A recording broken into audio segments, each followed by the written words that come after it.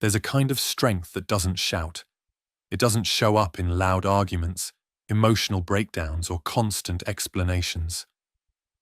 It's quiet, steady, unshakable.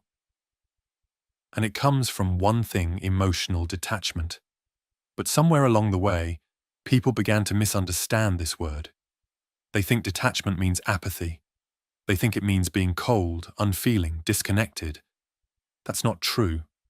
Real detachment is not about becoming numb, it's about becoming free. Think of how often you lose yourself in emotions that don't serve you. You replay conversations in your head for hours, wondering what you should have said. You check your phone, waiting for a text that doesn't come. You let someone's tone, expression, or opinion decide your mood for the rest of the day. And you call that being emotional, when in truth, it's being imprisoned. The truth is, emotional overattachment is one of the biggest sources of human suffering. We get attached to people who don't value us. We get attached to outcomes we can't control. We get attached to versions of ourselves that no longer exist. And when those attachments crack, we mistake the pain for love, when it's really resistance to letting go. Detachment doesn't mean you stop caring. It means you stop bleeding for things that don't care back. It means learning how to love without losing yourself, to give without expecting, to stay soft without being shattered. You see, emotional detachment is not a wall, it's a filter. It doesn't block out life. It lets through what's real and keeps out what's poison. It allows you to feel deeply and ease, but consciously. To be kind but not naive. To forgive, but not forget your worth. Most people never learn this art. They swing between extremes. They either care too much or stop caring at all. They either drown in their emotions or bury them alive, and both are prisons. Think about the times you've been consumed by emotional chaos. A relationship falling apart, a friend's betrayal, a dream that didn't work out. Each time you tried to control what was slipping away. You tried to hold on tighter, thinking love, loyalty, or effort would fix it. But the harder you held, the more it hurt. That's the trap of attachment. It teaches you to fight reality instead of flowing with it. The art of emotional detachment is about finding balance between the heart and the mind. It's the ability to stand in the storm without being carried away by it, to feel pain yet remain peaceful, to be present yet not possessed. When you master detachment, life doesn't lose color, it gains clarity. You begin to see things as they are, not as your emotions want them to be. You stop chasing closure from others and start creating it within yourself. You stop forcing outcomes and start aligning with what's meant for you. You stop reacting and start responding. And this is where real power begins. Because detachment is not coldness, it's control. It's the inner calm that allows you to think clearly, love wisely, and act intentionally. It's what turns chaos into clarity, confusion into confidence, and heartbreak into growth. In this audiobook, you'll learn how to cultivate that balance, how to detach without disconnecting, how to feel deeply without drowning, and how to build an emotional foundation so strong that no rejection, failure, or loss can shake it. We'll explore the hidden cost of emotional reactivity and how to reclaim your peace.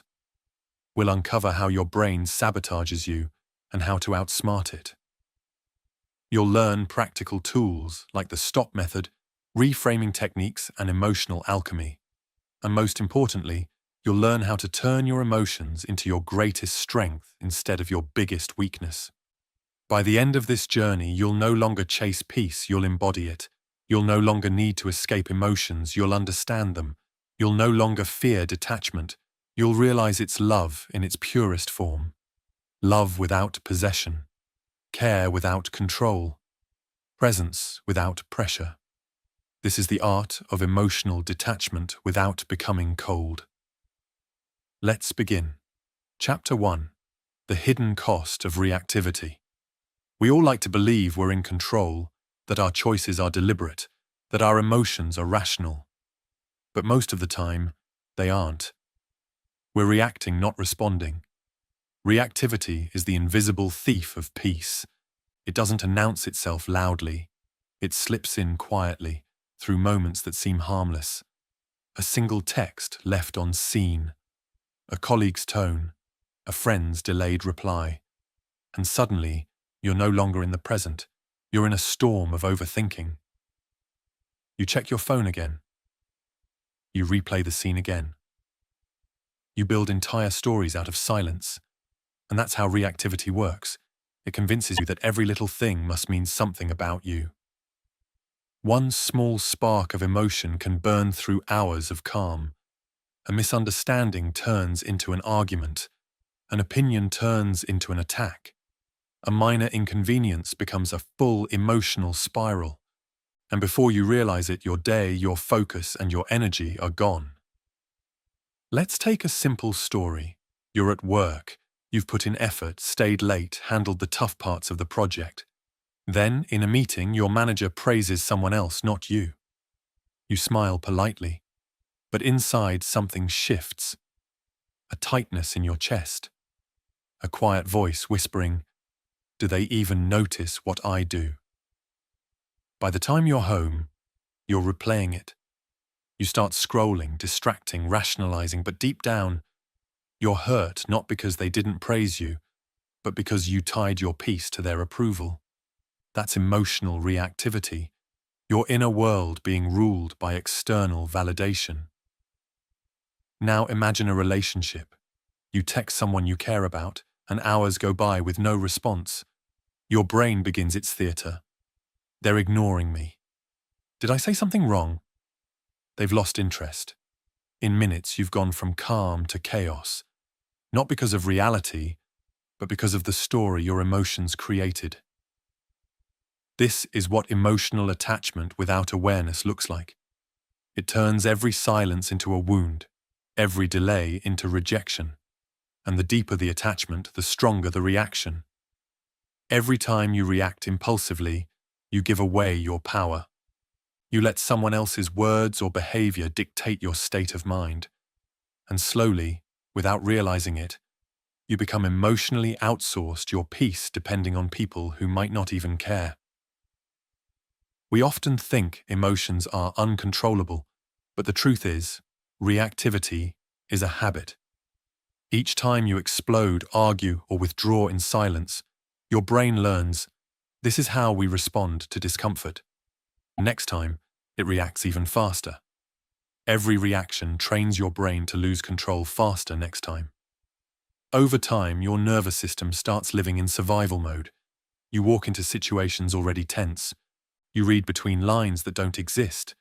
You prepare for rejection that hasn't happened. You become addicted to emotional alertness, scanning for threats, even in safe places. And this is where peace dies, not in the big moments, but in the small, constant reactions that drain you drop by drop. There's a cost to this kind of living. You lose focus at work because your mind is busy defending your ego. You lose connection in relationships because you listen to argue, not to understand. You lose authenticity because you start performing to protect your feelings. Reactivity makes you fragile. Every opinion feels personal. Every disagreement feels dangerous. Every mistake feels like a collapse of identity. Because you're no longer living from truth, you're living from reaction. And here's the cruel irony. Reactive people think they're defending themselves, but they're really exposing their weakest point, their inability to stay centered. You can always recognize someone trapped in reactivity. Their peace depends on others. Their words carry tension. Their silence is loud with overthinking. They say things they don't mean and regret it hours later. They apologize for emotions they didn't understand, and slowly they lose trust in themselves because they can't predict their own reactions anymore. Self-respect erodes in moments like that. You begin to fear your own emotions because they keep hijacking your decisions. Maybe you've experienced this too. You told yourself you wouldn't argue, but you did. You promised yourself you'd stay calm, but you didn't. You said you'd walk away, but you couldn't. That helplessness isn't weakness, it's conditioning. Your brain learned to equate reaction with relief, but that relief is temporary, and the regret that follows lasts longer. Now imagine the opposite. You get criticized, but you pause. You breathe. You analyze the truth behind the words. You respond calmly. And you walk away with your dignity intact. That's what emotional detachment feels like. Not suppression, sovereignty. Reactivity costs you time, energy, relationships, and self-trust. It keeps you emotionally broke, always spending your peace to buy back control. But once you see it clearly, you can begin to break the cycle. From this point forward, every emotional reaction you notice becomes an invitation to pause, to breathe, to choose differently. Because every reaction trains your brain, but so does every pause. And the more you pause, the more power you reclaim. The moment you stop reacting, you start mastering. You stop being controlled by emotion and start directing it. That's when emotional detachment begins to take root, not as coldness, but as clarity. And soon, you'll realize your calm isn't silence. It's self-respect. Every reaction trains your brain to lose control faster next time, but every moment of awareness trains it to find peace faster next time. Hont. Chapter 2. Why your brain sabotages you. You don't lose control because you're weak. You lose control because your brain was built for survival, not peace. And that ancient programming still runs your modern life.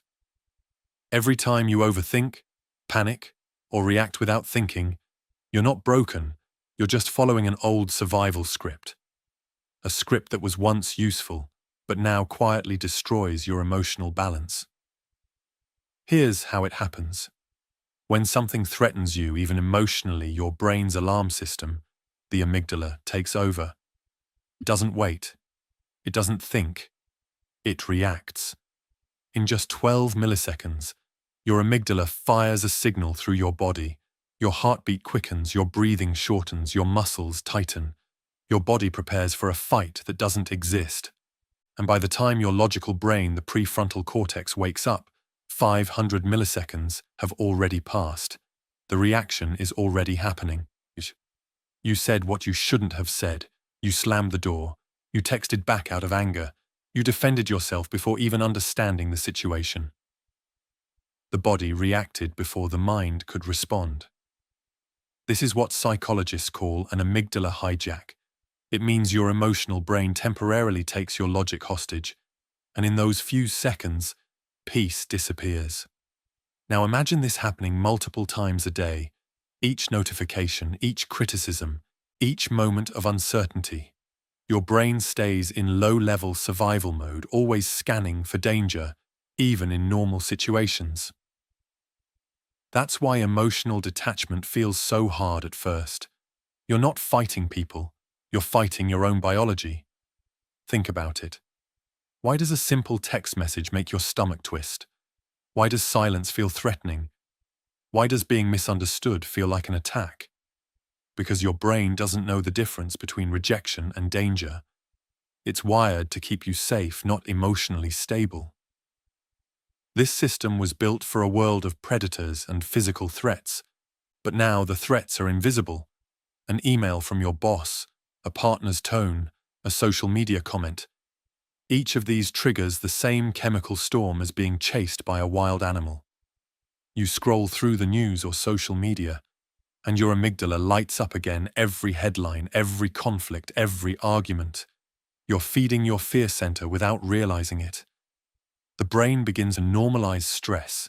You start mistaking anxiety for alertness, tension for motivation, and before long, your body forgets what calm even feels like.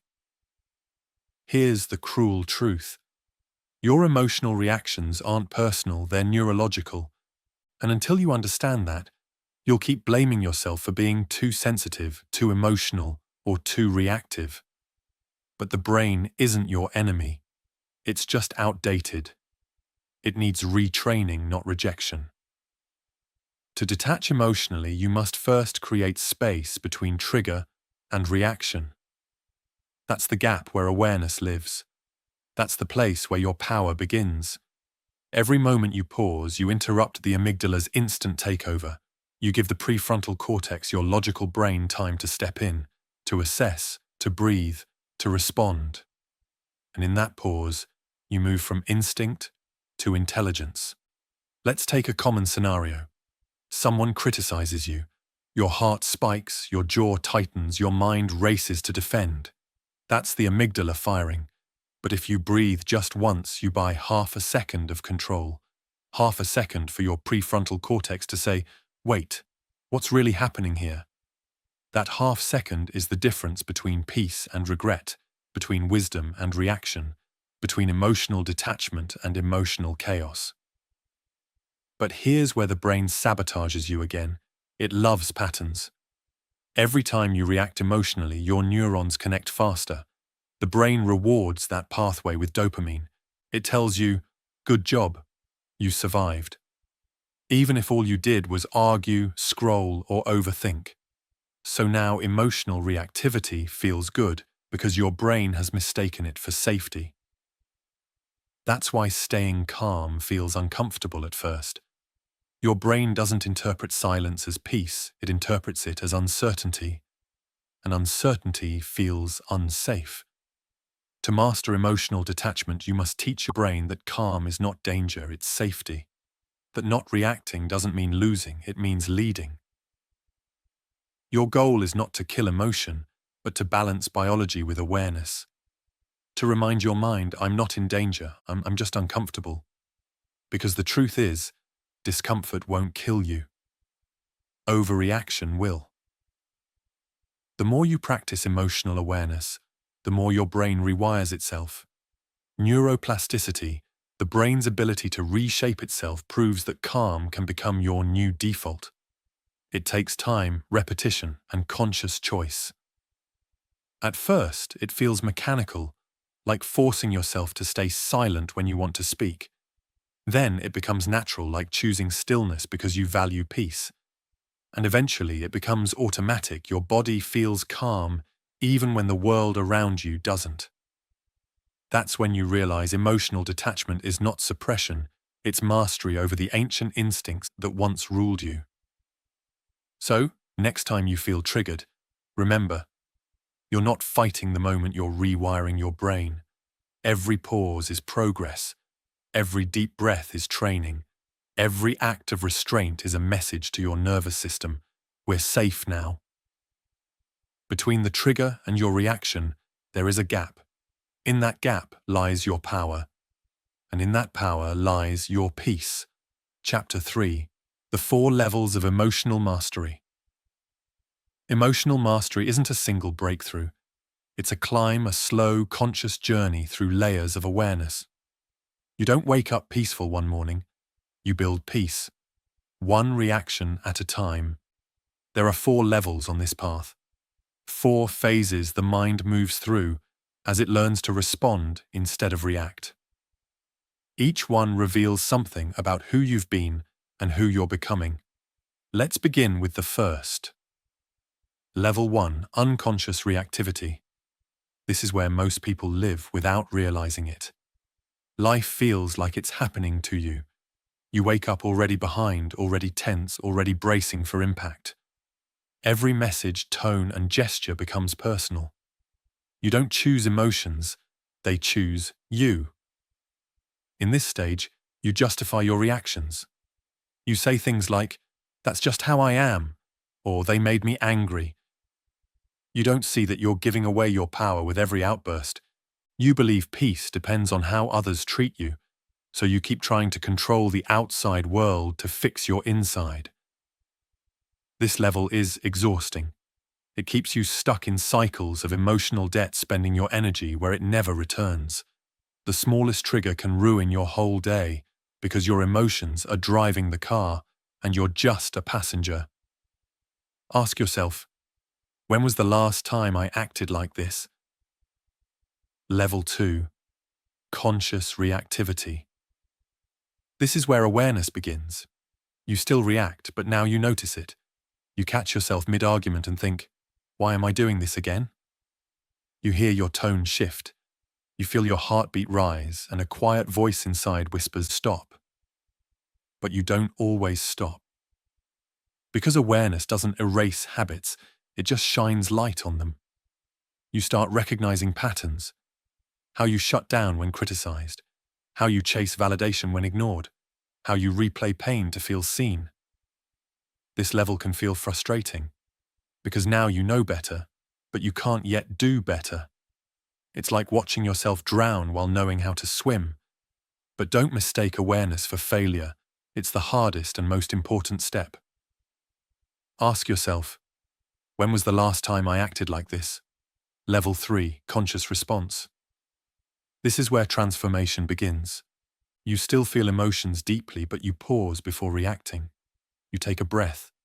You analyze instead of assuming. You choose words carefully, not to suppress emotion, but to honor it without harming anyone. In this stage, you learn that calm is not weakness, it's precision. You start valuing peace over being right.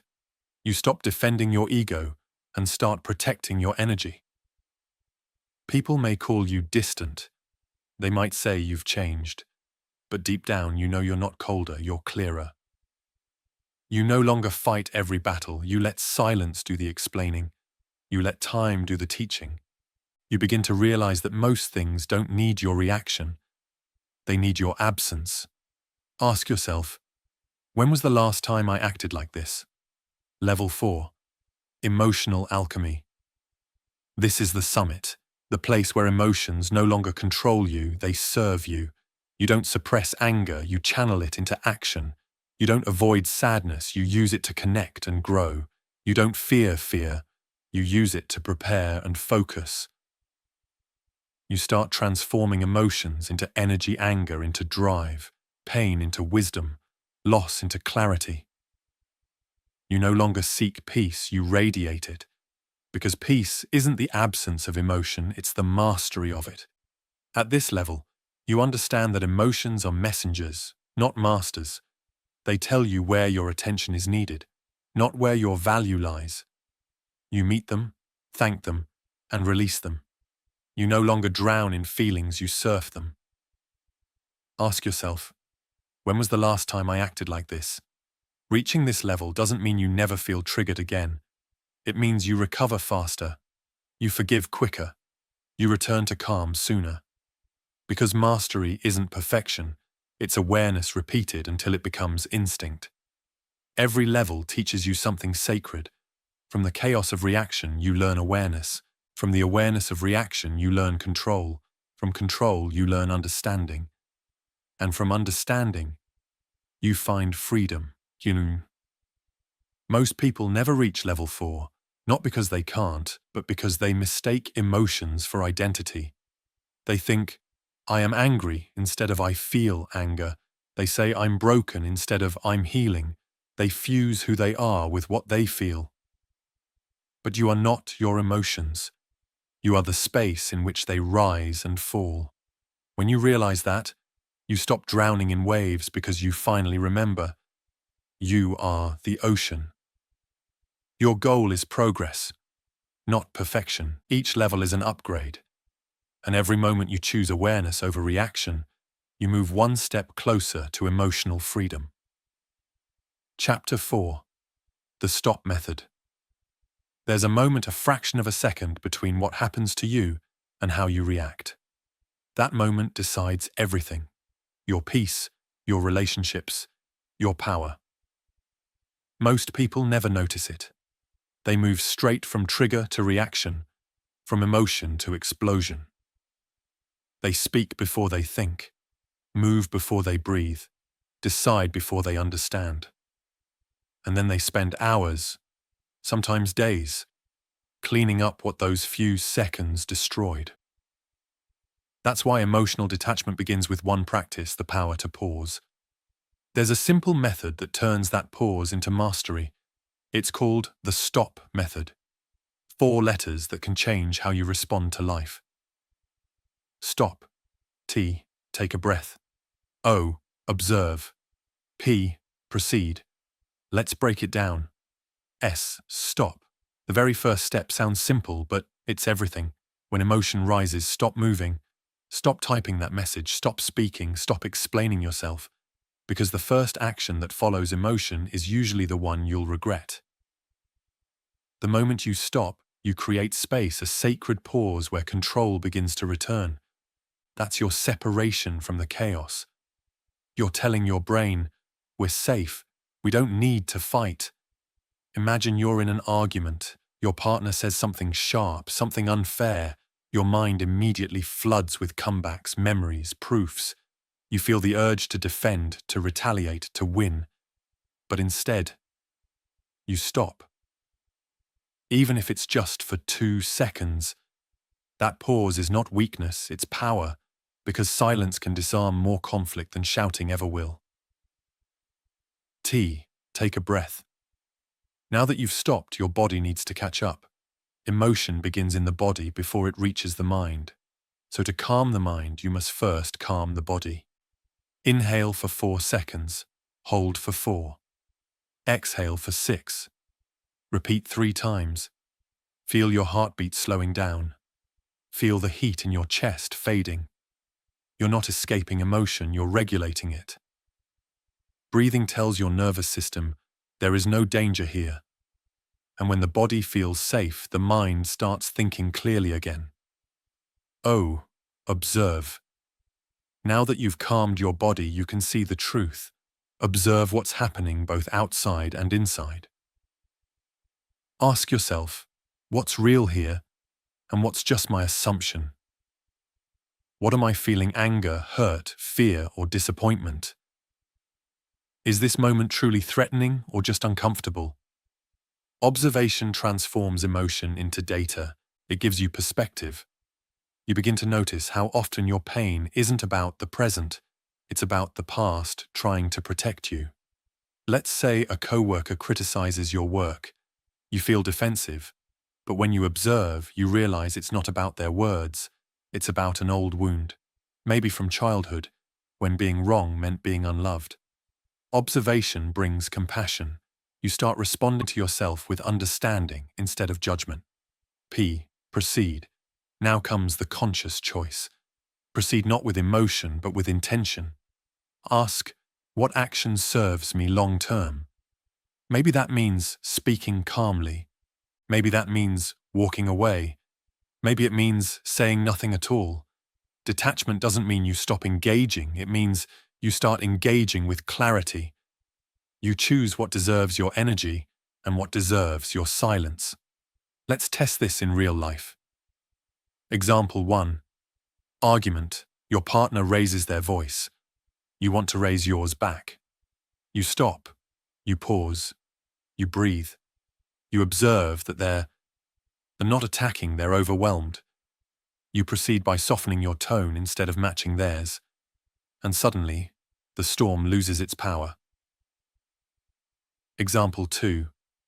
Workplace conflict. A colleague criticizes your idea in front of others. Your instinct is to defend. But you stop. You breathe. You observe that they might be projecting insecurity, not truth. You proceed by responding with calm logic, not emotion. And just like that, you stay respected, not reactive. Example 3. Stress or anxiety. You feel pressure, deadlines closing in, people demanding too much. You stop your rush. You take a slow breath. You observe your thoughts. I'm overwhelmed because I'm trying to do everything perfectly. You proceed by focusing on one thing at a time and peace returns. The stop method is simple, but it's not easy, because emotion demands speed and awareness demands slowness. To practice it is to rebel against your instincts. But the more you use it, the more natural it becomes. Your mind starts recognizing the early signs of reactivity, the tension, the racing pulse, the tightening chest, and it reminds you, pause. You start noticing that silence doesn't mean defeat, it means direction. Every pause builds emotional muscle. Every breath resets your nerve system. Every observation brings wisdom, and every calm response strengthens self-respect. Remember this truth. The power to pause is the power to choose. And the power to choose is the foundation of emotional freedom. Because you can't control the world, but you can always control your next moment. And that is where detachment truly begins. Chapter 5. Advanced Techniques. Emotional control isn't the end goal. It's just the doorway. Once you've learned how to pause, breathe, and respond, the real work begins: optimization. Control keeps you from reacting, but optimization transforms the emotion itself. It's about taking what once broke you and turning it into strength. Let's explore the advanced tools that move you from survival to mastery. 1. Cognitive reframing, the power of perspective. Every emotion you feel is tied to a story. Something happens and you give it meaning. That meaning becomes emotion. Change the story and you change how it feels. This is the art of reframing. When something goes wrong, instead of asking, "Why is this happening to me?" ask, "What is this teaching me?" That simple question shifts your brain from emotional suffering to emotional learning. Imagine you didn't get the job you wanted. You could say, "I failed." Or you could say, "This experience is preparing me for the role I'm meant for." Same event, different lens, different emotion.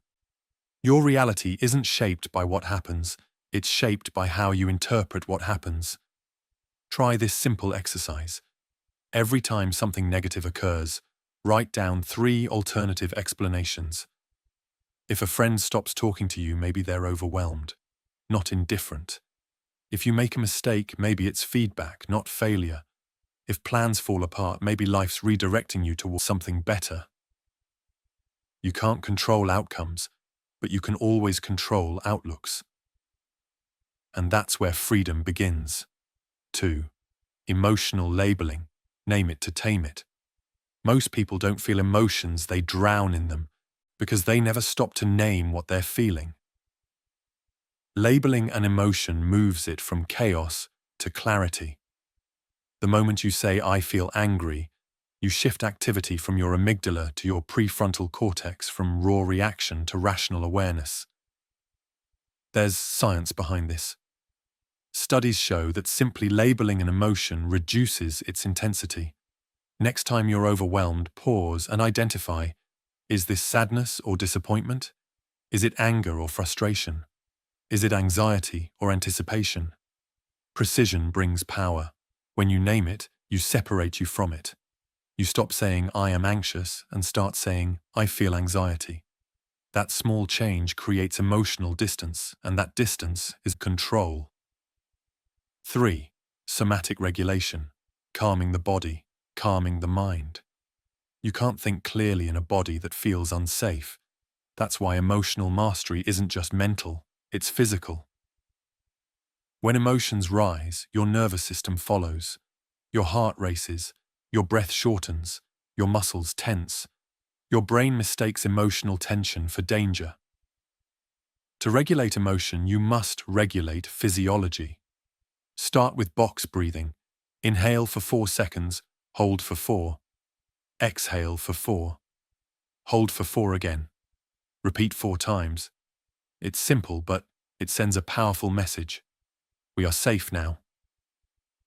You can also use progressive muscle relaxation. Tense each muscle group for 5 seconds, then release. Feel the tension leaving your body like a wave receding from the shore. Or try cold exposure. A cold shower, even for 60 seconds, resets your stress response and trains your body to stay calm under discomfort. When you teach your body to relax under pressure, your emotions begin to follow. 4. Timeline reframing, expanding perspective. In the heat of emotion, everything feels permanent. But emotion lies, it exaggerates the now and forgets the later. When something upsets you, ask, "How will this feel in 1 hour? In 1 day? In 1 week?" Time shrinks emotional intensity, and perspective dissolves panic. Think back to something that once broke you. The pain felt endless then, didn't it? And yet you survived. You healed, you grew, You barely think of it now. That's proof that what feels unbearable today might become invisible tomorrow. So, whenever emotion overwhelms you, zoom out, expand the frame, see the bigger picture. Emotional detachment is often just emotional perspective. 5. Energy management, the foundation of stability. You can't master emotions if your body is running on empty. Fatigue, dehydration, poor sleep all mimic emotional instability.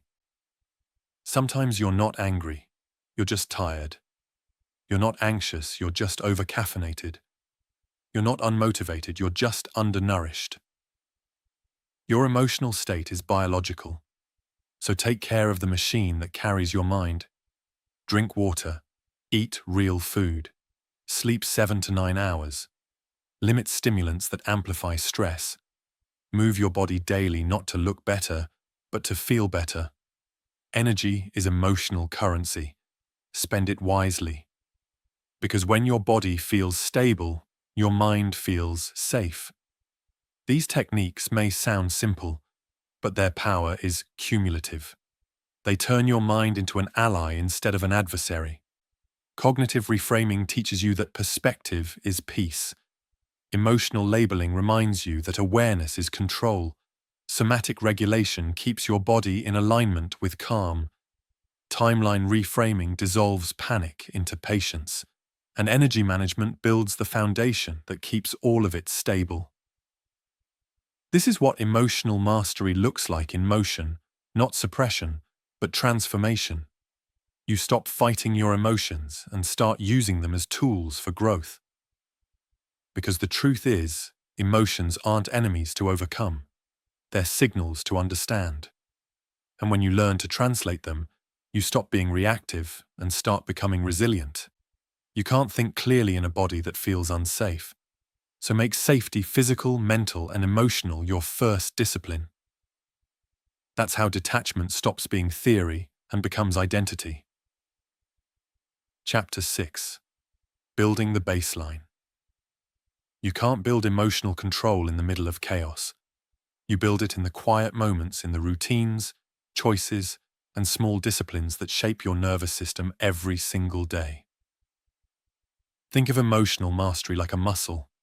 It doesn't grow during the argument, the rejection, or the stress. It grows during the recovery when you rest, reflect, and rebuild.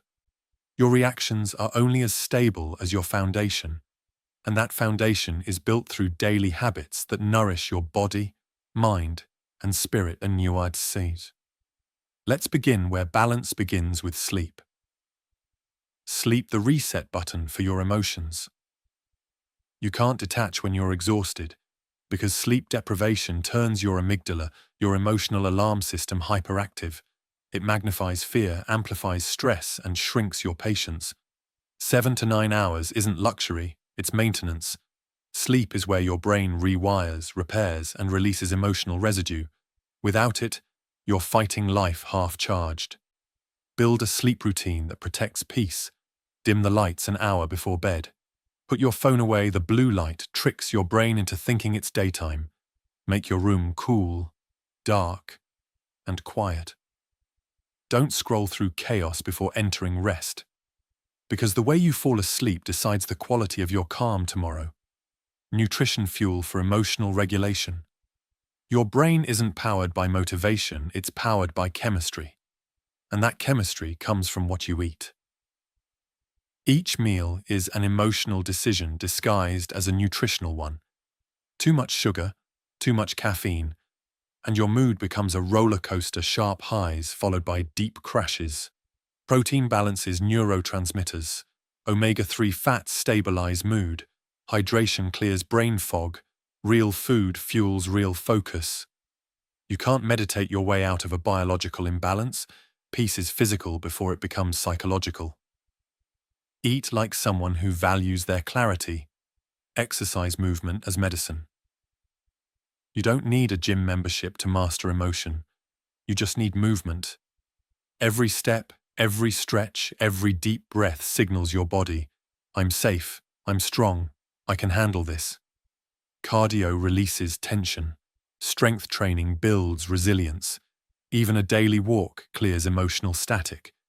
Exercise doesn't just change your body, it rewires your stress response. It lowers cortisol and raises serotonin, creating emotional balance that no quote or affirmation can replace. You can't stay calm in stillness if your body never moves. Cognitive flexibility, mental strength through openness. Emotional rigidity comes from mental narrowness. When you only see one perspective, every disagreement feels like an attack. Cognitive flexibility is the ability to hold multiple truths at once, to see that someone can love you and still hurt you, that a situation can be painful and still necessary, that you can be healing and still have bad days. Read books that challenge your beliefs. Listen to people you disagree with. Step outside your comfort zone. Growth begins at the edges of understanding. Because a flexible mind doesn't break when life bends it. Meaning the emotional compass. Detachment without purpose becomes emptiness. You need meaning, a sense of direction that anchors your emotions. Ask yourself, what am I really living for? What values guide my choices? What makes my struggle worth it? When life has meaning, small irritations lose power. You stop getting lost in petty arguments because you're too focused on what actually matters. Meaning turns emotional noise into emotional navigation. Environment, your silent influence. Your surroundings are shaping your emotional health constantly. The people you talk to, the music you listen to, the spaces you occupy. If you live in chaos, you'll think in chaos. If you surround yourself with growth, you'll expand. Audit your environment. Does it feed your peace or drain it? Are your relationships based on energy exchange or energy extraction? Sometimes detachment isn't spiritual, it's practical. You can't heal in an environment that keeps triggering your wounds. Choose calm surroundings like you'd choose clean air. They both decide how deeply you breathe. Strategic stress, strengthening your emotional armor. Avoiding all discomfort makes you weaker. Controlled discomfort makes you stronger. That's what strategic stress is about, exposing yourself intentionally to small doses of challenge, so your nervous system learns resilience. Cold showers. Difficult workouts. Uncomfortable conversations. Meditation when your mind resists it. Each small challenge tells your brain, I can handle this. And over time, the things that once broke you barely move you. The goal isn't to avoid stress, it's to outgrow it. Recovery, the art of returning to balance. You can't stay emotionally sharp if you never unplug. Schedule recovery like it's a ritual.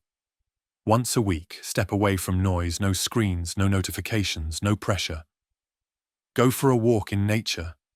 Sit in silence. Reflect. Let your nervous system reset. Recovery is where growth integrates. It's not laziness, it's leadership of your inner world. When you combine all these habits, sleep, nutrition, movement, flexibility, meaning, environment, stress, and recovery, you build what's called a baseline. It's your emotional home, your default state, the place you return to when life throws you off balance. Most people try to master emotions on unstable ground. They meditate once, read one book, or repeat affirmations while running on caffeine and 4 hours of sleep. That's not mastery, that's maintenance of chaos. True mastery begins with foundation, because strong emotions require strong foundations. Build your baseline like a fortress, brick by brick, habit by habit, day by day, so that when storms come, and they will, you don't crumble, you recalibrate. And that's when detachment becomes natural, not forced, not performed, but embodied. Strong emotions require strong foundations. Chapter 7. Your brain on mastery. You don't become emotionally strong by pretending to be calm. You become strong because your brain changes. Because every time you choose awareness over reaction, you're literally rewiring your mind. Emotional mastery isn't mystical, it's biological. Your peace has a physical address inside your brain. Let's look inside. Your emotions begin in the limbic system, the amygdala, hippocampus, and related structures that decide what feels safe or dangerous. When you're reactive, the amygdala runs the show. It screams, threat, attack, defend. It floods your body with adrenaline and cortisol. That's why you feel hot, shaky, or impulsive when angry. But there's another region, the prefrontal cortex, the seat of logic, planning, empathy, and control. It's slower, quieter, more deliberate. It doesn't shout, it thinks. It says, pause. Let's analyze. Let's respond, not react. When you start practicing awareness, breathing, reframing, you're strengthening that prefrontal cortex like a muscle. And the stronger it gets, the more it calms the amygdala before chaos begins. This is called neuroplasticity, your brain's ability to change its structure through repetition. Every calm response rewires the circuit. Every pause lays down a new neural pathway. You are literally training your brain to choose peace faster each time. Over weeks and months of consistent practice, the amygdala, your fear center, actually shrinks, and the prefrontal cortex, your center of control, thickens. MRI scans have shown this in monks, meditators, and emotionally aware individuals. Peace becomes less of a practice and more of a personality. That's what mastery looks like, not emotional numbness, but neurological evolution. Think about what happens when you first start exercising. At first, every movement feels awkward. Your muscles shake, your breathing feels heavy, and progress is invisible. But over time, repetition makes strength natural. Your body adapts. The same happens with your emotional system. At first, it feels forced to stay calm. You'll forget to pause. You'll overreact again. You'll regret, reflect, and repeat. But every repetition counts. Every conscious response adds one more fiber of control to your mind. Every breath becomes a quiet revolution inside your neural map. In 8 to 12 weeks, your brain begins to change physically. Connections strengthen between your emotional and logical centers. The gap between trigger and response widens. You gain seconds, sometimes minutes, before the old patterns even rise. That's the gap where mastery lives. There's another layer: mirror neurons. These are the brain's empathy circuits. They reflect the emotions of people around you. That's why anxiety spreads in a room, why one angry person can change the entire mood. But it also works the other way. When you stay calm, others begin to mirror your calm.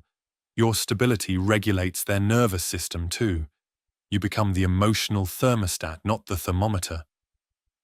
That's the beauty of mastery. You don't just heal yourself, you influence everyone around you, because presence is contagious. Your brain learns from patterns. So the more you surround yourself with peace, the more your neural wiring reflects it. This is why environment matters so much. Spend time with people who regulate, not react, who think deeply, not loudly. Your neurons will begin to copy their rhythm.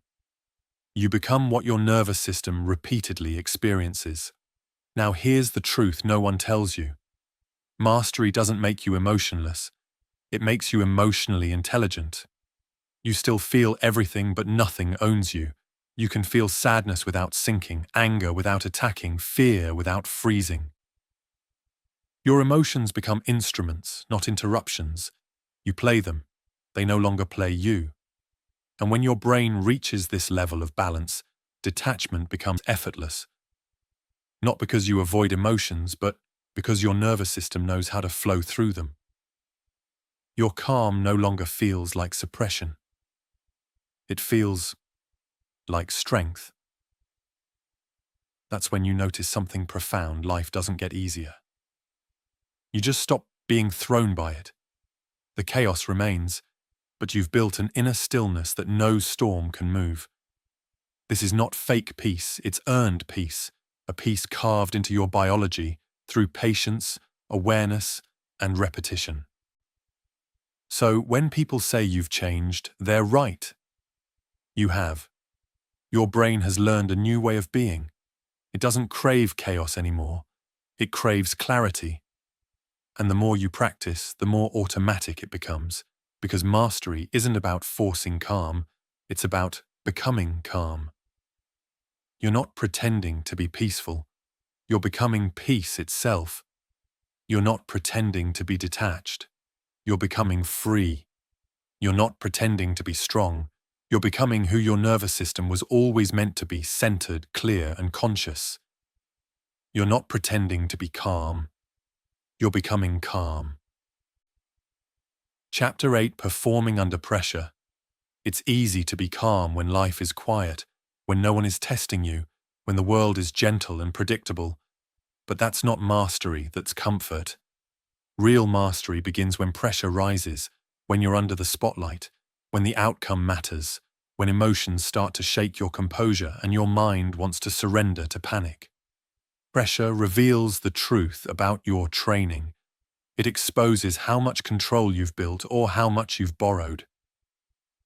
In moments of stress, your brain will always fall to the level of your practice, not your potential, not your plans, your practice.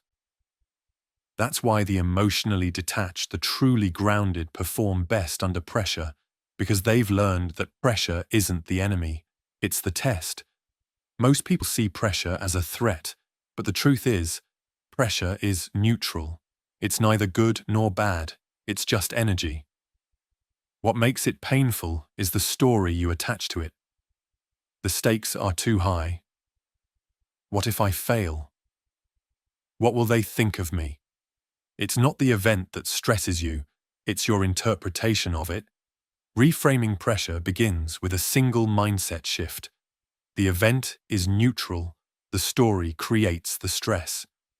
Two people can face the same situation. One crumbles, the other conquers. The difference isn't talent. It's meaning. To the untrained mind, pressure equals danger. To the trained mind, pressure equals opportunity. Because emotion is energy, and under pressure you get more of it. The goal is not to suppress it, but to channel it. Here's how. First, breathe before you believe. When adrenaline floods your body, it makes the problem feel bigger. Your breath is your anchor. Slow, deep inhales tell your brain, we're safe, we can think. And as your physiology steadies, your perspective widens. Second, focus on one action, not the outcome. When the pressure's on, your mind races toward what could go wrong. You start predicting failure before it even happens. But the key is simplicity. Focus on the next small step you can control. Whether it's speaking your line, writing the sentence, or taking the next shot, and bring your mind to what's now, not what's next. Because clarity lives in presence. Third label. What you feel. Is it fear, or is it excitement disguised as fear? The body reacts the same way to both. Labeling reclaims the meaning. Say to yourself, I'm not nervous, I'm alert. I'm not afraid, I'm ready. That linguistic shift changes chemistry. You transform anxiety into activation. Think of athletes, performers, leaders. They all feel pressure, but they train their nervous system to see it as signal, not threat. Their calm under fire isn't luck, it's conditioning. They've learned the art of stress inoculation, deliberately putting themselves in controlled discomfort so that chaos feels familiar. Cold showers, public speaking, early mornings, tight deadlines, small discomforts that harden the mind for the big ones. Every time you face pressure on purpose, you teach your brain, this sensation isn't danger, it's data. And once the brain stops fearing stress, stress becomes fuel. Emotional detachment under pressure is not about feeling nothing, it's about feeling everything without being consumed. The detached mind knows, I can be scared and still act. I can be hurt and still think. I can be uncertain and still move. That's the paradox of mastery. Courage doesn't eliminate fear, it coexists with it. You don't wait to stop feeling nervous to act. You act while feeling nervous, calmly, intentionally, fully present. That's what separates amateurs from masters. Masters operate even when the emotion is loud, because they've trained the gap between stimulus and response. They've built the muscle of pause so strong that even in chaos, they still choose awareness. To truly perform under pressure, you must adopt a process mindset. Focus on the method, not the result. The outcome is just noise, but the process is power. Ask yourself, what's the next right move? What's the one decision that aligns with my values? What would the calm version of me do right now? Detach from outcome, and excellence follows naturally. After each intense situation, practice after-action reflection. Not self-criticism, self-analysis. Ask, what went well? What can improve? What did I feel? How did I respond? This reflection builds self-trust, so the next time, your calm arrives quicker. Because emotional detachment isn't about staying untouched, it's about staying unbroken. It's about looking pressure in the eyes and saying, I'm not here to escape you, I'm here to grow through you. Pressure doesn't crush the calm ones, it refines them, it shows them who they've become. So the next time life turns up the heat, remember this truth. Pressure is not punishment, it's preparation. And when you learn to perform under it, you stop running from hard moments and start realizing they were never meant to break you. They were meant to build you. Pressure is a privilege. It means you're in a moment that matters. Chapter 9, Turning Pain into Power. Pain changes people. It either breaks them or builds them. But what decides the outcome isn't the pain itself. It's what you do with it. Every emotion carries energy. Anger, fear, sadness, frustration. They're not problems to eliminate. They're forces waiting to be redirected. Emotional detachment doesn't mean ignoring these feelings. It means understanding their purpose and learning how to convert them into something useful. Because the truth is, the emotions you resist the most often contain the lessons you need the most. Let's start with anger. Anger is energy, raw, hot, explosive. It tells you that something isn't right, that a boundary has been crossed, that your value has been disrespected, that your power has been ignored. Most people either suppress it, pretending they're fine while burning inside, or they unleash it, destroying what they were trying to protect. But there's a third way. Channel it. Anger, when directed, becomes assertiveness. It becomes clarity. It becomes movement. Every major act of change, personal or global, began with someone saying, enough. Use anger as a signal, not a weapon. Ask yourself, what value of mine was violated? What truth am I defending? Then express it with calm confidence, not chaos. The fire that once consumed you can become the flame that guides you. Next, fear. Fear is one of the most misunderstood emotions. It's not the enemy, it's the messenger. It says, pay attention. It says, this matters. It says, you're standing at the edge of growth. Fear means you care. You only fear losing what you value. Most people run from fear, but avoidance feeds anxiety. It tells the brain, this is danger. And every time you avoid, the fear grows stronger. Instead, approach it with curiosity. Ask, what is this fear protecting me from? Is it real or imagined? Then take one small action through it. Because courage is not the absence of fear, it's the decision to move anyway. Each time you do, your brain learns, I survived. I'm stronger than I thought. And the fear that once froze you becomes the focus that sharpens you. Now, sadness. Sadness isn't weakness. It's proof that you've loved deeply. It shows that something mattered to you, someone, something, some dream. Most people run from sadness because it feels heavy. But sadness isn't here to punish you. It's here to cleanse you. It softens the ego, opens compassion, and clears emotional clutter. When you stop resisting sadness, it starts revealing what truly matters. It teaches you empathy, humility, and patience. So instead of asking, "When will this end?" ask, "What is this showing me about what I value?" Because sadness doesn't mean you've lost, it means you've cared. And care is not a weakness, it's humanity. Let it flow. Cry if you must. Release what you cannot hold. Because suppressed sadness becomes silent anger, but expressed sadness becomes quiet strength. Then there's frustration. Frustration is the emotional alarm that tells you something isn't working. It's not failure, it's feedback. It means your system, your process, or your pattern needs adjustment. Instead of exploding or quitting, observe it. Ask, what expectation did I have that reality isn't meeting? What small change could improve this? Frustration is the birthplace of innovation. Every invention, every improvement, every success started as someone being frustrated with how things were. Use it to refine, not to rage. Now you begin to see every emotion you feared was never the enemy. It was information. It was guidance. It was energy asking for direction. Anger becomes drive. Fear becomes focus. Sadness becomes depth. Frustration becomes design. When you start transmuting emotions instead of resisting them, you become emotionally alchemical, turning pain into power, reaction into response, and chaos into creation. Think of your emotions as fire. In the wrong hands, it burns. In the right hands, it builds. You can use that same flame to destroy or to forge. Emotional detachment is not putting out the fire. It's learning to control its direction.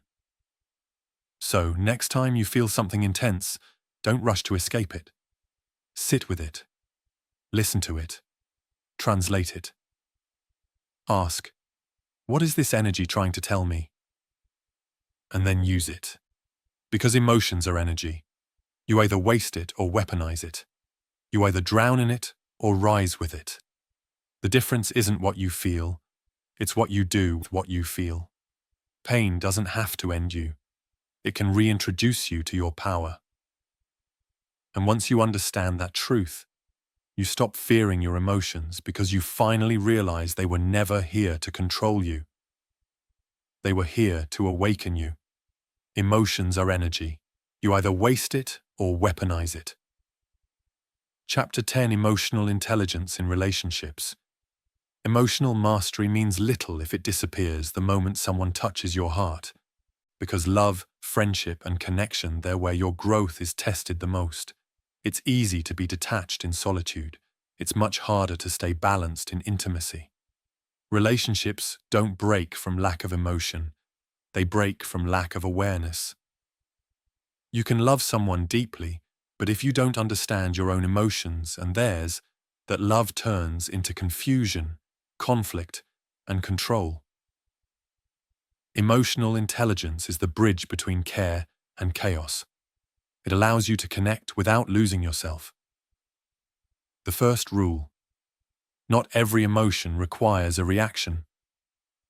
When someone you love gets angry, anxious, or distant, your instinct may be to fix, to defend, or to take it personally. But detachment teaches you to pause, to see emotion as expression, not as attack. Sometimes the other person isn't fighting you. They're fighting their own pain through you, their silence, their irritation, their withdrawal. It's often not rejection. It's reflection of their own inner storm. Your job isn't to absorb it. Your job is to understand it without losing your center. This is empathy, not enmeshment. Empathy without absorption means you can feel with someone without drowning in their emotion. You can hold space for their sadness without making it your responsibility to fix it. When they cry, you listen. When they vent, you don't compete. When they're quiet, you don't assume. You learn to see beyond words, to feel what they're feeling without turning it into a story about you. This kind of listening is rare, It's not waiting for your turn to speak. It's holding space with presence. Because sometimes, the most healing thing you can do is to understand without interrupting. Emotional intelligence also means recognizing triggers in both people, yours and theirs. You begin to notice when conversations shift from logic to defense, when tone hardens, when old wounds start speaking through current words. Instead of matching their reaction, you slow yours. You take responsibility for your part, but not for their projection. You stay grounded in observation, not accusation, because awareness breaks cycles that argument can't. In emotionally healthy relationships, you stop trying to win arguments and start trying to understand perspectives. You replace "you always" with "I feel." You replace blame with clarity. You replace defense with honesty. And slowly, communication transforms from conflict to connection. Detachment in relationships doesn't mean caring less, it means caring consciously. It means not allowing temporary emotions to destroy long-term love. But sometimes, detachment means walking away not out of anger, but out of self-respect. Emotional intelligence teaches you that love without boundaries becomes self-betrayal. You can forgive someone without re-entering their chaos. You can wish them peace while protecting your own. You can let go not because you stopped loving, but because you started understanding. Detachment doesn't kill connection. It preserves it because it filters out the noise of ego, expectation, and fear. The most mature relationships are built on calm. They're not built on constant passion or emotional highs. They're built on safety, knowing that both people can express, disagree, and still respect each other. Emotional intelligence turns relationships into sanctuaries, not battlefields. You no longer need to control how someone sees you. You focus instead on how you show up. With honesty, with kindness, with accountability, you learn to listen not to respond, but to understand. You learn to apologize not to end the tension, but to honor the truth. You learn to express love without demanding it in return. Because mature love doesn't say, "I need you to make me happy." It says, "I'm already whole, and I choose to share that wholeness with you." Emotional detachment in relationships is not distance, it's depth. It allows two people to meet without merging, to love without losing identity, to connect without control. It's the kind of love that's calm instead of chaotic, steady instead of dramatic, free instead of fearful. When you reach that level of emotional awareness, you stop searching for someone to complete you. You look for someone who complements your peace. Because when two self-aware people meet, their connection doesn't drain energy, it multiplies it. True emotional maturity sounds like this: I love you, but I also love me. I'll be here for you, but I won't disappear for you. I understand your pain, but I won't make it mine. That's not coldness, that's clarity. That's the balance between heart and boundaries, the essence of emotional intelligence. The more emotionally intelligent you are, the less you argue and the more you connect. Because love doesn't need noise to prove itself. It needs presence to sustain itself. Chapter 11. Rewiring your self-talk. The way you speak to yourself is the way you live with yourself. And most people live with a voice that doesn't sound like a friend, it sounds like a critic. You hear it when you make a mistake, when you fall short, when you compare yourself to others. That harsh, unforgiving voice inside, it's not truth. It's programming. You weren't born talking to yourself that way. You learned it. From parents who were critical. From teachers who shamed mistakes. From a culture that celebrates perfection and punishes humanity. And without realizing it, you internalize those voices. They became your inner dialogue, a constant background noise of self-judgment. But here's the truth. You can't master your emotions if your own mind is hostile territory. Emotional detachment begins inside with how you handle your thoughts when no one's watching. Because if you can't detach from your inner critic, you'll always seek validation from others to quiet it. You can't feel safe around people until you feel safe inside your own head. So let's begin the rewiring. Step 1. Awareness. You can't change what you don't notice. Start paying attention to the tone of your inner voice. Is it impatient? Sarcastic? Hopeless? Would you ever speak to someone you love that way? When you catch yourself thinking harshly, pause and label it. That's self-criticism. That's fear talking. That's an old belief replaying. Labeling separates you from the voice. It reminds you that you are the listener, not the dialogue. Step 2. Identify the script. We all have internal sentences that repeat in different forms. I'm not good enough. I always mess things up. No one cares about me. I'll never change. These thoughts aren't facts, they're emotional memories, echoes of old pain disguised as truth. Write them down. Bring them into the light, because once seen, they lose power. Step 3. Reframe the narrative. For every negative script, create a rational, compassionate counterstatement.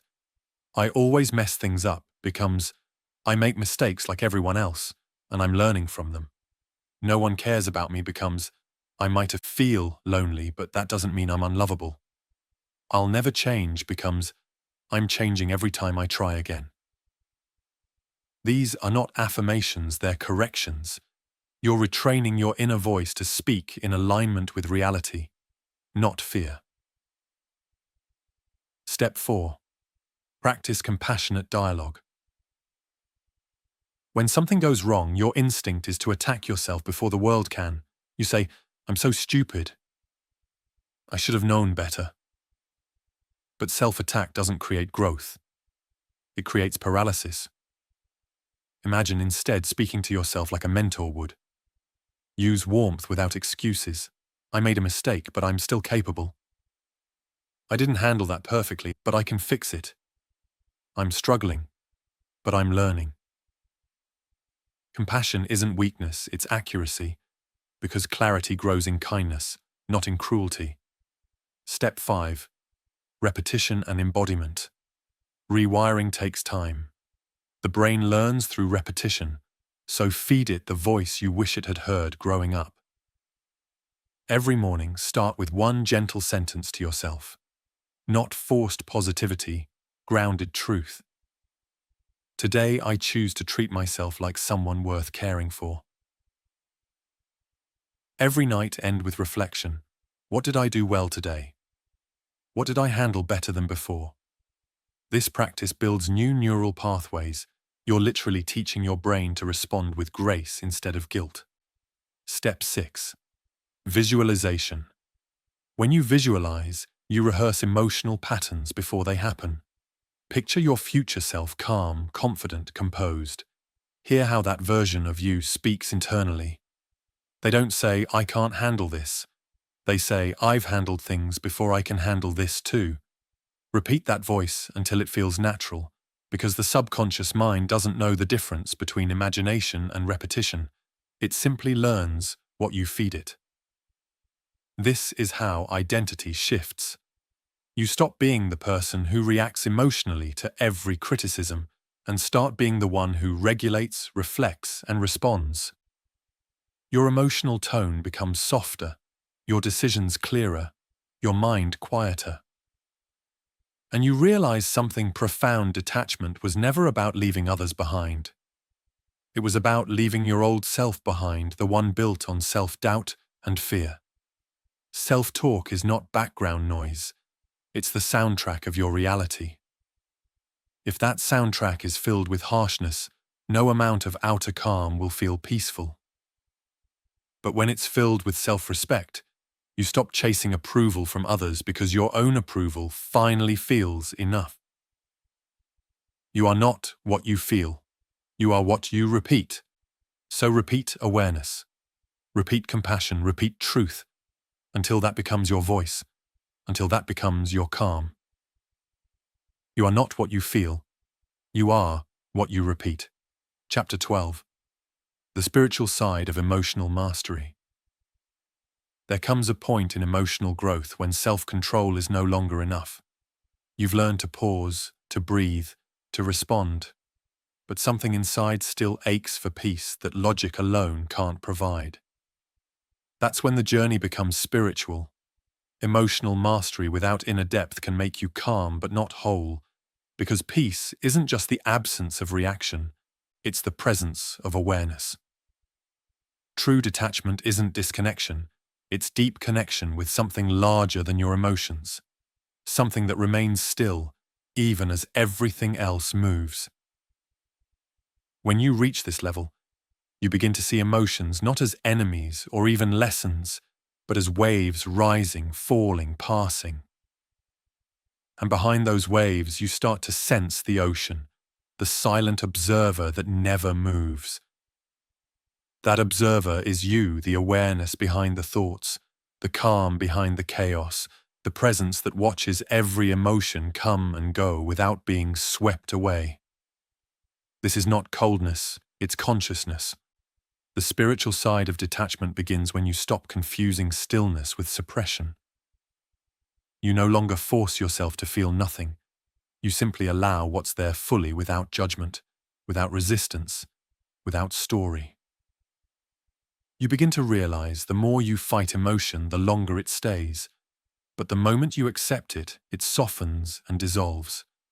Acceptance is the ultimate act of control, because when you stop trying to control the feeling, you regain control of your awareness.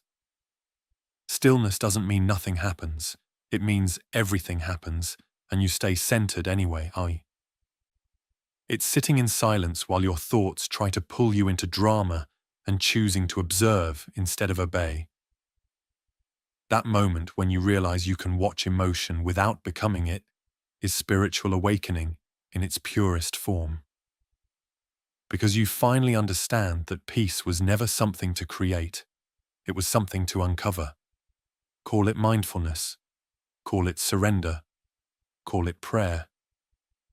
The name doesn't matter. What matters is the state of awareness, that deep, wordless recognition that you are not the emotion passing through you. You are the space it passes through. And in that recognition, you find freedom. Let's talk about control and surrender. They sound like opposites, but they're not.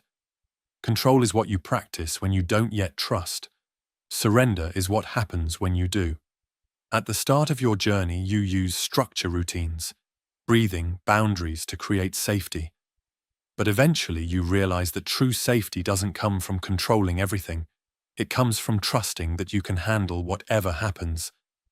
That's surrender, not giving up, but letting go of resistance. You stop needing every emotion to make sense. You stop needing every person to understand you. You stop needing every plan to go perfectly. Because the deeper part of you knows nothing is truly against you. Everything is teaching you. This awareness gives birth to compassion. You start seeing others differently, not as problems to fix, but as humans fighting invisible battles, just like you once did. You forgive not because they deserve it, but because you deserve freedom from carrying the weight. You stop trying to win arguments. You start trying to preserve peace. You stop seeking revenge. You start seeking understanding. And the more compassion you extend outward, the more peace grows inward. Forgiveness, empathy, understanding. They are not spiritual luxuries. They are emotional technologies. They free trapped energy. They unclog the emotional system. You begin to realize something profound. Emotional mastery and spiritual maturity are the same journey, spoken in different languages. Both lead you home back to the quiet center that watches it all unfold. In that center, you no longer crave constant positivity. You crave presence. You crave simplicity. You crave truth. You start finding beauty in ordinary moments, the sound of your breath, the warmth of sunlight, the calm after tears. because in stillness, even pain becomes sacred. It's just life expressing itself in another form. You finally understand. Emotional detachment isn't about being above life. It's about being within it, fully awake. You can cry without collapsing. You can care without clinging. You can love without losing yourself. Because you've remembered who you are beneath it, all the awareness that feels everything, but is owned by nothing. And that awareness is peace. Emotional mastery is spiritual maturity disguised as calm. Chapter 13. Living as the calm in the storm. Life doesn't wait for you to be ready. It doesn't pause when you're overwhelmed. It doesn't get easier when you've learned to stay calm. The storm keeps coming. But you change. You stop asking for the storm to end and start learning how to stand in it unmoved, unshaken, unbroken. That's what it means to live as the calm in the storm. Because calm isn't built in peace. It's built in chaos. It's not learned through meditation apps or quiet rooms. It's learned in traffic, in arguments, in disappointments, in loss. It's forged in the fire you once thought would destroy you. When life unravels, a job lost, a dream delayed, a relationship ending, the first instinct is to collapse, to overthink, to blame, to panic. But detachment teaches you something radical. You can be hurting and still peaceful. You can be grieving and still grounded. You can be uncertain and still faithful to your own calm. Because peace is not the absence of pain, it's the refusal to let pain own you. Think of the eye of a hurricane. Around it, winds roar, chaos spins, everything is in motion. But at the center, complete stillness. That's emotional mastery. Not escaping the storm, but becoming the center of it. You don't react to everything that moves around you. You observe it. You let things pass through your awareness without shaking your foundation. You begin to see life not as a series of emergencies, but as a series of experiences, each meant to strengthen your center. Crisis doesn't build character. It reveals it. How you handle breakdowns says more about your strength than how you handle success. When you're in the middle of chaos, your emotions will try to take the wheel. Fear will say, run. Anger will say, attack. Sadness will say, give up. But detachment says, breathe, watch, respond. You can't control the wind, but you can control your sails. And sometimes, that's enough. Let's talk about loss, because sooner or later everyone meets it, a person, an opportunity, a version of yourself that once felt eternal. Loss isn't something to avoid, it's something to understand. It breaks open what you thought was permanent and teaches you impermanence is not cruelty, it's clarity. Everything changes. And the sooner you accept that, the freer you become. When something leaves your life, ask not, why did this happen? But what is this making space for? Pain clears the room so peace can move in. You learn to hold things lightly, to love deeply but release gracefully, to give fully without needing to keep. That's the paradox of detachment. The less you cling, the more life flows through you. Living as the calm in the storm also means becoming a leader quietly. Not with authority, but with presence. When others panic, you breathe. When others argue, you listen. When others react, you observe. You don't need to speak loudly to be powerful. You only need to be steady when others shake. People trust the calm ones, because calm says, I'm not controlled by fear. And that's magnetic. The world doesn't need more noise. It needs examples of peace. And when you embody that peace, you teach without speaking. But this way of living doesn't mean you stop feeling. You'll still get angry, still cry, still doubt. The difference is those emotions no longer define you. They visit, but they don't stay. You've stopped renting space in your mind to temporary feelings. You don't need to chase every thought or respond to every trigger. You simply return again and again to your center, and that return becomes your rhythm. Eventually, calm becomes your default. Not because life stopped testing you, but because you stopped testing life. You trust that everything will unfold exactly as it should. You've lived enough storms to know even destruction has design. You stop begging for control and start embracing flow. You start seeing setbacks as setups, loss as redirection, conflict as clarity. Because once you stop fighting life, you start dancing with it. And when that shift happens, you move differently. You speak slower, think deeper, listen longer. You stop trying to prove yourself, you start being yourself. Unrushed, unbothered, unmoved by temporary chaos. You become the calm others seek when they lose theirs. You become the quiet voice in a loud world. You become the eye in every storm, not because you conquered life, but because you finally understood it. That's what living as the calm in the storm truly means. To walk through chaos without carrying it, to feel pain without becoming it, to meet life's changes not with fear, but with grace. When you reach that state, you realize the goal was never control, it was harmony. The world doesn't stop spinning. You just stop losing your balance. And when the next storm comes, you'll smile, because you'll recognize it. You've been here before. You've learned how to breathe through the thunder. You've learned how to dance in the rain. You've learned how to be calm not because life got softer, but because you did. You've become the peace you were always chasing. You've become the calm in the storm. Chapter 14, 30-Day Integration Plan. Understanding emotional detachment is one thing. Living it, that's the real art. Change doesn't happen from what you learn once. It happens from what you practice repeatedly.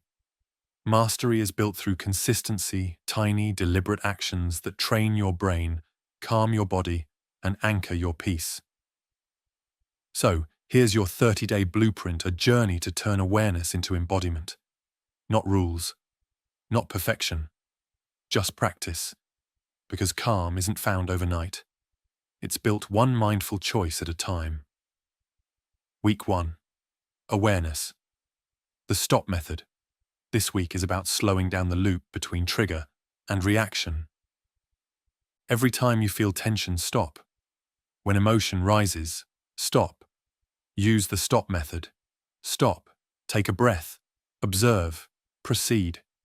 At the end of each day, write down the moments when you reacted and how you could have responded instead. You're not judging yourself, you're training awareness. This is where emotional mastery begins, in noticing before reacting. By day 7, you'll start to sense the pause, that sacred second between feeling and action. That's your freedom expanding. Week 2. Reframing emotional labeling. This week we focus on clarity, transforming chaos into understanding. Each time a strong emotion arises, pause and name it. I feel anxious. I feel angry. I feel hurt. Label it clearly, because what you can name, you can manage. Then reframe it. Ask, what else could this mean? What's this emotion trying to teach me? Practice writing 3 alternate interpretations for every negative situation that happens this week. By the end of week 2, you'll start realizing your power isn't in controlling feelings, it's in controlling the meaning you give them. Week 3. Controlled discomfort recovery. Now that you've stabilized awareness, it's time to strengthen resilience.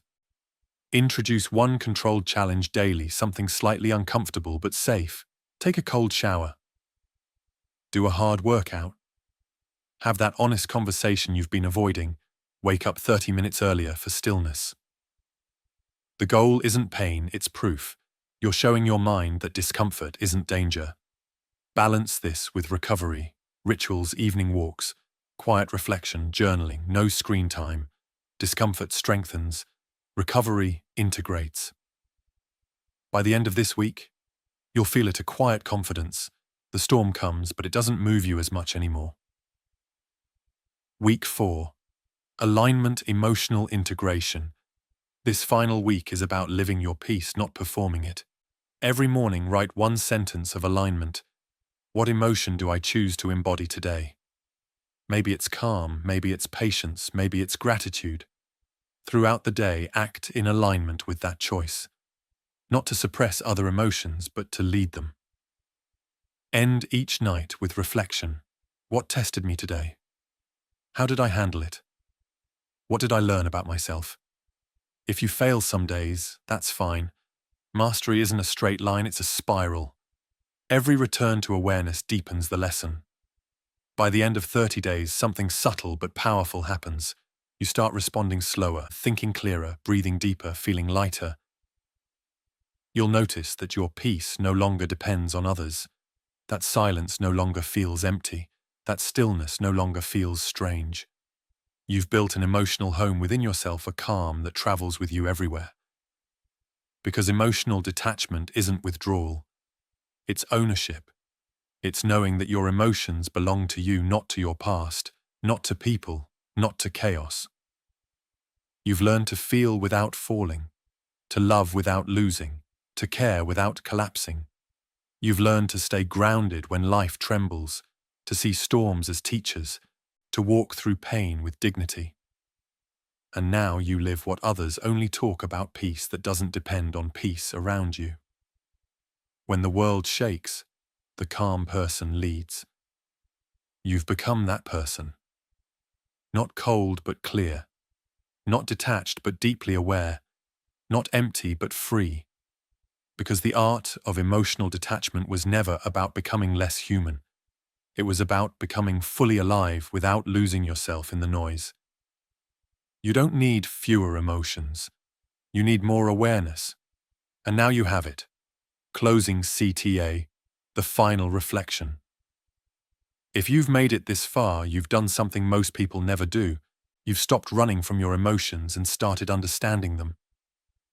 You've learned that control isn't suppression, it's awareness. That peace isn't a gift, it's a practice.